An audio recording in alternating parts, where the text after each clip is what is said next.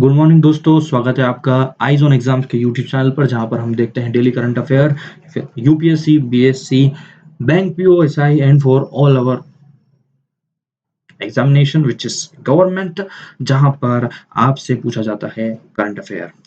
ठीक है, तो शुरुआत करते हैं आज गुजरात से। गुजरात में जो है धर्म की स्वतंत्रता संशोधन बिल जो है वो मंगलवार से लागू कर दिया गया है, जहां पर यह होगा कि अगर आप छल, बल, लालच, बलात्कार किसी युवती से विवाह कर उसका मत परिवर्तन कराना संभव नहीं होगा, जहाँ पर अगर आप ऐसा करते हैं तो आपको 3 से 5 साल तक की सज़ा हो सकती है और 2 लाख रुपए तक का जुर्माना हो सकता है। और आरोपी की मदद करने वाली संस्था के पदाधिकारी या व्यक्ति को 10 साल तक की सज़ा और 5 लाख रुपए तक का जुर्माना अदा करना।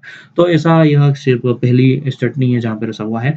मध्य प्रदेश में भी जो है धर्म स्वतंत्रता बिल लागू किया गया है और उत्तर प्रदेश में भी ऐसा बिल लागू किया गया है, जो आप पहले करंट अफेयर्स में पढ़ चुके हैं। ठीक है, बात आती है सेकंड न्यूज़ जो आज की काम की है, क्योंकि वो ये है कि फिर से जो है परमाणु हथियार नियंत्रण संधि को लागू करने की बात जो बिडेन और पुतिन ने कर दी है। तो क्या होगा इसका असर, भारत पर इसका असर क्या होगा और विश्व समुदाय पर इसका क्या असर होने वाला है। वैसे ये अच्छी बात है, पर कि जो परमाणु हथियार नियंत्रण संधि अर्थात इसका मतलब ये हुआ कि जो विकसित देश है, वो जो विकासशील देश है, जो परमाणु मिसाइल्स वगैरह को जो बना रहे हैं, इम्पोर्ट कर रहे हैं, एक्सपोर्ट कर रहे हैं, उसको बनाना कम किया जाए ताकि विश्व समुदाय में शांति स्थापित वाली जो एजेंडा होगा उसको हम फैला सकें। ठीक है, तो फिलहाल भारत तो वैसे भी परमाणु हथियार नियंत्रण संधि में हस्ताक्षर नहीं करा है, क्योंकि हम लोग बेसिकली गुटनिरपेक्ष नीति जो हमारी है वो अभी भी संप्रभुता वाली चीज़ों को मानते हैं। तो हम किसी देश के द्वारा दी गई कोई भी या फिर बनाई गई संधि में एकदम से इतना मतलब एक्टिवली पार्ट नहीं किए थे इसमें परमाणु हथियार संधि में। ट्रंप के आने के बाद कुछ इसमें उतार-चढ़ाव हुआ था, परंतु बिडेन की जो सोच वो लग रही है कि शांति देश के लिए ज़्यादा बेहतर है। तो और इस पर आर्टिकल्स आने वाले हैं, क्योंकि अभी ये लागू नहीं हुई है, ये बात चल रही है, तो देखते हैं इसके आगे क्या होता है। भारत सरकार की बात करें तो डीप ओशन मिशन की बात की गई है। यूनियन कैबिनेट ने इस पे बात की है, जहाँ पर जो पुराना बजट था वो कुछ 470 करोड़ 4077 करोड़ था, एंड कुछ 21 और 24 के बीच में उन्होंने 2823 करोड़ की बात की है। और यहाँ पर जिसकी जो नोडल एजेंसी है वो होगी the ministry of earth and sciences. Prelims examination में आपसे पूछा जा सकता है कि जो यूनियन कैबिनेट ने, या फिर ये सिंपली पूछा जा सकता है कि डीप ओशन मिशन जो है, डीप ओशन मिशन में आपको थोड़ा सा और हाईलाइट करके इसको बता देता हूँ कि ये प्रीलिम्स में आपसे बहुत आसानी से पूछा जा सकता है और ये एक काम की चीज़ है। प्रीलिम्स में बनता है क्वेश्चन।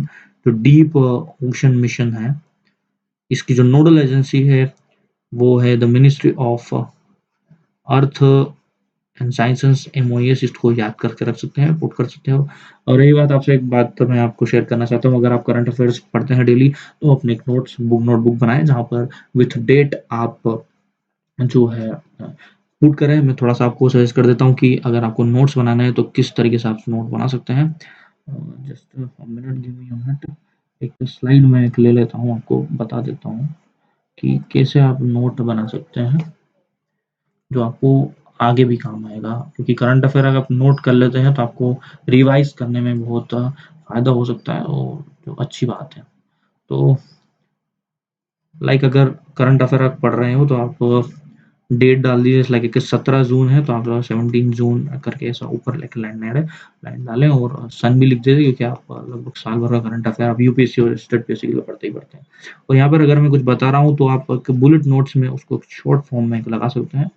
और अगर वो आपने न्यूज़ पढ़ी है, लाइक हमने अभी बात करी परमाणु हथियार संधि की बात करी, तो उसको आप परमाणु हथियार संधि करके लिख सकते हैं और रिलेटेड टू आप कुछ यूट्यूब पर वॉच कर सकते हैं, क्योंकि ऐसा मेरा मानना है कि अगर आप कुछ पढ़ रहे हैं तो उसके बारे में और सर्च कीजिए, ताकि आपको उस सब्जेक्ट या फिर उस न्यूज़ के बारे में आपको और जानकारी मिल जाए। क्योंकि हमारी कोशिश होती है हम जितना शॉर्ट में आपको बता पाऊँगा, पर आप उसको और अच्छा डिस्क्रिप्टिव वे में यूट्यूब से, किसी ब्लॉग राइटर या किसी ब्लॉगिंग साइट से उसको अच्छे तरीके से पढ़ सकते हैं। ठीक है, तो ये सिर्फ मैंने एग्जांपल के बताया, आप इसको हटा दीजिए वहीं से। ठीक है, इंडियन ओशन की बात हो गई। फिर चाइना ने जो है आज सुबह-सुबह ही उन्होंने एक क्या बोल सकते हैं आपको, लॉन्च कर दिया है अपना एक स्पेसक्राफ्ट लॉन्च करा है उन्होंने 17 जून को और इसके लो अर्थ ऑर्बिट में ये जो है जाएगा। आपको बता दें कि लो अर्थ ऑर्बिट ज़्यादातर लोग आपको पता है ये पर लो अर्थ ऑर्बिट इज़ पृथ्वी की कक्षा में जहाँ पर संचार उपग्रह काम करते हैं। ये पृथ्वी की लो अर्थ ऑर्बिट है। तो क्या मिशन है, क्या जानकारी है, अभी फ़िलहाल चाइना के द्वारा रिलीज़ नहीं की गई है। तो ये हो सकता है एक दिन में इस पर भी चर्चा हो जाए। फिफ्थ वन इज़ थिंक कि भारत के लिए एक और खुशखबर कि जो अ, अमेरिका के सेनेट में द एनवायरमेंटल प्रोटेक्शन एजेंसी है, वहाँ पर राधिका फॉक्स जी को जो है एज़ अ हेड चुना गया है, तो ये भारतीय मूल की हैं और इससे खुशी की बात तो हो ही नहीं सकती।